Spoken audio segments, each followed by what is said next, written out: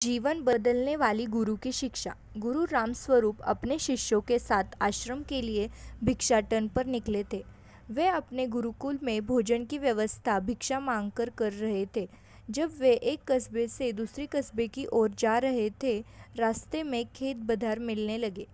किसी खेत में हरी भरी फसल खड़ी तो किसी बंजर था। ऐसे ही एक बंजर खेत पर एक किसान कुछ बुवाई करने के लिए खेत को जोत रहा था। वही पेड़ के नीचे उसने अपना सारा सामान, पोतली आदि रखा हुआ था। गुरु राम स्वरूप के शिष्यों में एक शिष्य शरारती था। वे शरारती स्वभाव के कारण किसान की रखी हुई पोतली लाया। गुरु रामस्वरूप को जब ज्ञान हुआ कि उसके शिष्य ने कुछ शरारत की है, गुरु ने शिष्य को समझाया, पुत्र, इस प्रकार तुम उस गरीब किसान की पोतली चुराकर उसे कष्ट दे रहे हो। यह कार्य तुम्हें शोभा नहीं देता। तुम उस किसान को दुखी करके अपने ईश्वर को दुखी करोगे।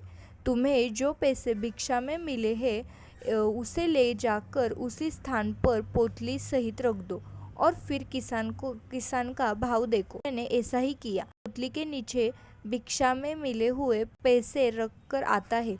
गरीब किसान काफ़ी दिनों से परेशान था। उसके घर में उसकी माता की तबीयत खराब थी। दवाई का कुछ प्रबंध नहीं हो पा रहा था। जब किसान खेत का काम निपटा कर बैठा और उसने अपनी पोतली उठाकर देखी तो उसके नीचे कुछ पैसे थे। उसने इधर उधर देखा किंतु कोई नज़र नहीं आ रहा था। किसान पैसे लेकर बहुत खुश हुआ और ऊपर दोनों हाथ करते हुए ईश्वर को धन्यवाद करता रहा। संभवतः उसकी माता के लिए दवाई का प्रबंध हो गया था। वह खुशी से आंसू बहाता और दोनों हाथों से पहुँचता। यह सभी दृश्य गुरु रामस्वरूप और उनके शिष्य छुपकर देख रहे थे। कहानी से सीख, किसी भी व्यक्ति को दुखी करने के बजाय अगर खुश करने की कोशिश की जाए तो खुशियाँ दुगनी हो जाती है।